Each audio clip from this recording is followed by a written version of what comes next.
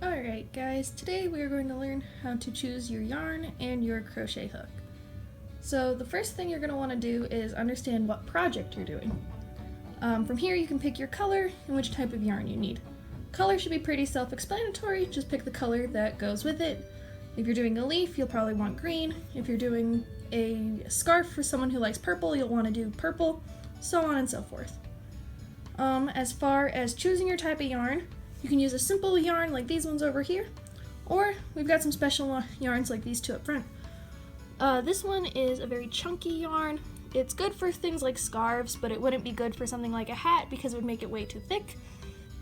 This is a super soft alpaca yarn. It's really thin. It would be good for any kind of clothing, but you probably wouldn't want it for like a bag or something because it would fall apart. All of these others are acrylic yarn. They're pretty universal. You can use them for anything. You're also going to want to understand your skill set when you're picking your yarn. A chunky yarn like this is going to be extremely hard to work with if you're new to crocheting. A super thin yarn like this is going to be hard to work with too. This is also about $16 per roll, so if you are new, you are going to waste this, whereas one like this is only $3 a roll. Your color is also important to yarn. I would not recommend a black or a white, and I made these little swatches to show you why.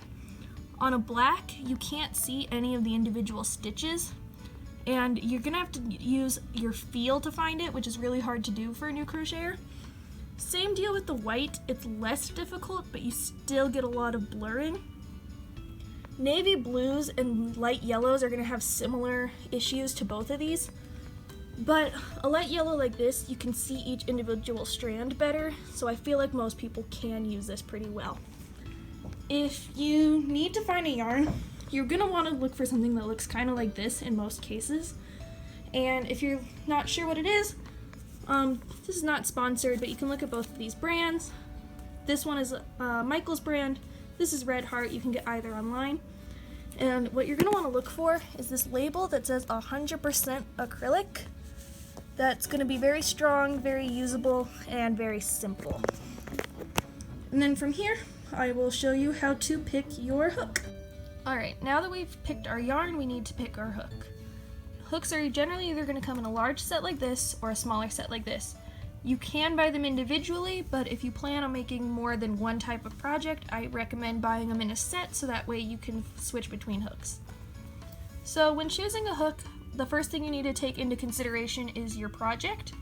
So a small hook like this is going to create really small loops with very few gaps, which creates a smaller project overall. This larger hook is going to create large holes, large gaps, and a bigger project overall. The next thing to take into consideration is your skill level. A huge hook like this can be hard for beginners.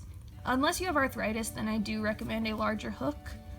If you are a beginner, it can also be really hard to use these smaller hooks because it's harder to hook the yarn. There are also wooden hooks like this, which I don't recommend to beginners because they're very fragile. And if you yank your yarn, you risk breaking your hook, and you don't run that risk with the metal hooks. Also, you need to take into consideration which yarn you're using. Most yarn will tell you on its label which size hook it recommends. So this recommends a 5.5 millimeter hook. You can go up 0.5 or down 0.5 millimeters. So you can also use a 5 millimeter or a 6 millimeter and get very similar results. Sorry about the delay in that. My camera glitched out a little bit. So the next thing I'm going to show you is just how to identify your hook. On this flat side here, one side will say the brand of the hook, and the other side will tell you what size hook you have. It'll also give you the letter, so this is an I, and the number. If you don't know the conversions, you can just look at your set of hooks, or you can look them up online. So they just have several different names. Another thing you're going to want is just one of these tapestry needles. They're a wide-eyed needle. They can be plastic or metal, and it just helps you tuck in your loose ends.